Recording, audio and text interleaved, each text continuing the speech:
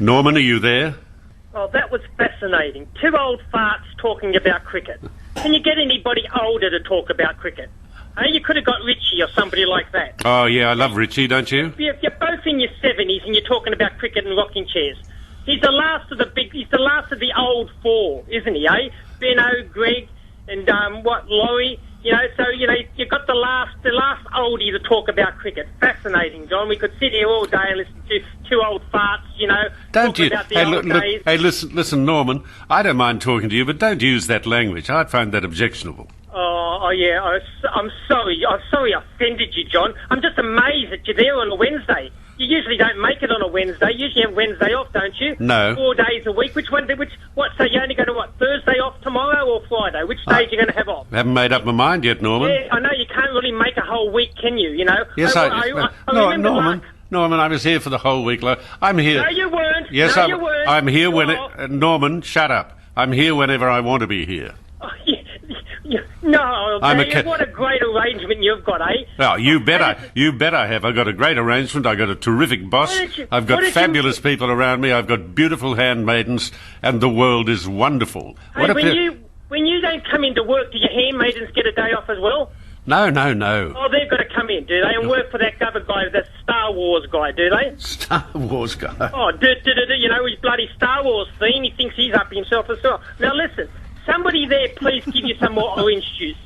Oh, please, because you almost choked yesterday. I thought I was going to get my wish. Hang on, I missed that bit. Say it again. What about what? Somebody give you some orange juice. You were choking yesterday. Yeah. I thought I was going to get my wish. For you to cark it on air.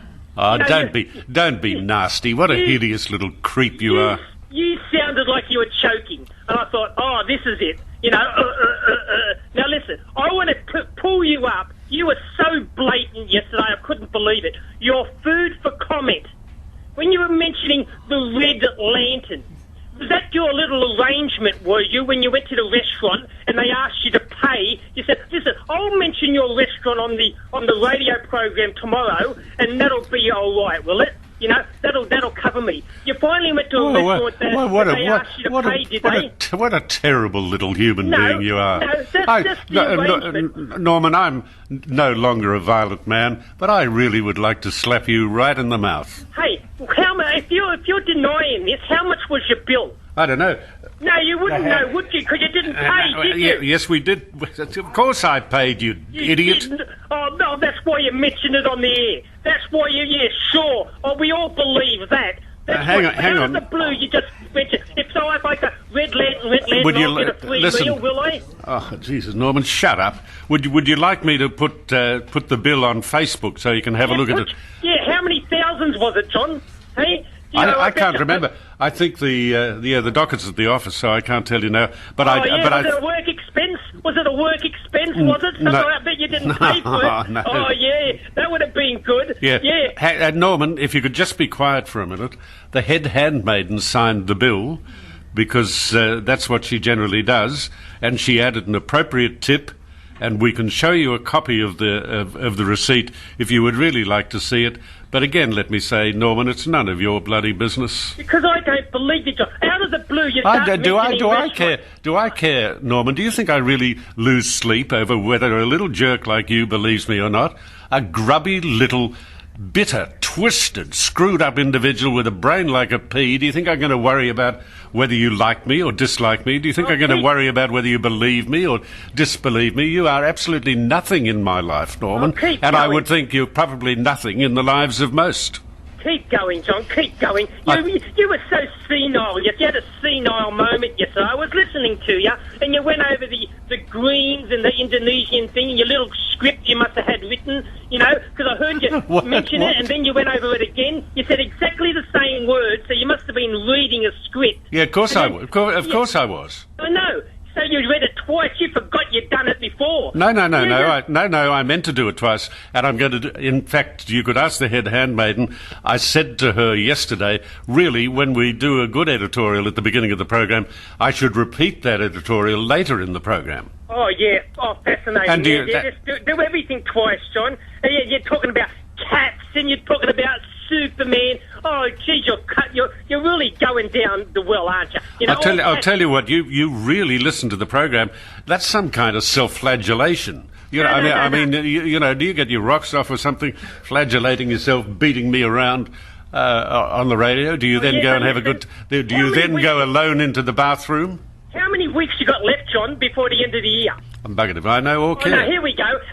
Do you go home? Do you have to take a handmaiden everywhere with you and ask them, what's my life? You know, go, I take one home, and if your wife asks a question, you refer it to the handmaiden. You haven't got a clue, have you? No. How many weeks you got left to go to the end of the year? I don't know, nor do I care. You don't make December. You don't make December because I know you have December and January off, and then you go into the February. Norman, go away. Norman, I am here until I believe the 22nd of December.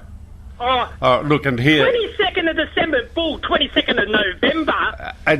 No, 22nd of December. Listen, I'm just looking at the transactions on this gadget we've got here. Oh, look, two for the... we're Red Lantern on Riley and Darlinghurst, New South Wales, signed by Jody, $296. Oh, yes, what, for one bottle of wine? Yeah, what about the rest? Red Lantern on Riley Street, Darlinghurst, signed by Caroline R.M. Laws, my adorable wife. That was for $160, so I just have women taking me out to lunch. Yeah, that'd be right. But yeah, I'm certain. You can say whatever you like, but I know there's a contra deal going. So in the future, listen, you teased the other day. Norman. Yes, John. Yes, John. How dare you say there is a contra deal going on? I don't have a contra deal with anybody. You have a contra deal with everybody. And really, I've had enough of you, you pea-brained little jerk, you bitter, twisted, imbecile man. You have a contra deal with everybody. You don't pay for anything. You're a disgrace. You really are. You teased us the other day. It's been paid on my very own credit card. Anyway, Norman, I don't want to discuss this kind of stuff with you. Let me hang up on me, are you? Hang up on me. Go on, and then you can say, you want me to hang up? I've beaten him. Oh, look, he's scared. You teased us the other day. Hey, hey, listen, Norman.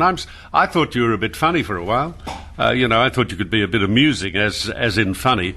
But I think you're a bit mental. Oh, mental. Yeah, listen, you teased us the other day. Somebody rang up and said, John, you're coming back next year? And he said, I don't know. No, well, I don't. My God, you really listen to the program. You hang on every word. Hey, yeah, you don't know. You'll be back because you can't. You said, I came back to radio because I was bored. Yeah. You came back to radio because you wanted money, John. No. Money. You wanted money. No, not money. You're an old bugger that wants money. You want to get look, more Norman, enough's enough. I mean, the poor people listening to this garbage from you, you are a bitter, twisted little man with a very, very nasty streak. I just hope it never turns violent, because if it did turn violent, you could find yourself in a lot of trouble. You are just a nasty human being. You've got attention deficit syndrome that you want everybody to love you. You want everybody to ring up and say, "I love you." Wouldn't you rather be liked than disliked? Of course, no, in your case, really. that's an impossible. Really? Well, you're weird. Most people I know like to be liked. Most people I know like to make other people feel comfortable. So in turn, they're liked. You would hire people to go around and kneel at your feet and kiss your feet. I love you. That's why you come back. That's why you want to get freebies everywhere you go. I don't get freebies anywhere. Oh, Norman, look. Anyway, Norman, this really is a waste of time, and I really am tired of talking to you. And I think you're a hideous person. You're just so bitter and twisted and screwed up. I mean, if you really live your life the way you talk to me, you got real problems. Well, you want me to hang up, John, now? I wouldn't mind if you did. Why? Can you believe it? Can you believe it? What a nasty piece of work that is. I mean, I hope he never turns violent, because he'd be a killer, wouldn't he? He's just horrible. And all this stuff about me getting free meals, I do not get free meals anywhere. Nor do I want free meals anywhere. On occasions, where were we the other day when... I know. We were at Catalina and Michael McMahon bought us a bottle of wine. And Michael said, "This is to celebrate your 60 years in broadcasting." But that's all. I pay for meals. Why would I not pay for meals? Anyway, Norman, go away. You really are. You're creepy. You're so horrible. I mean, you are creepy. Nasty bit of work.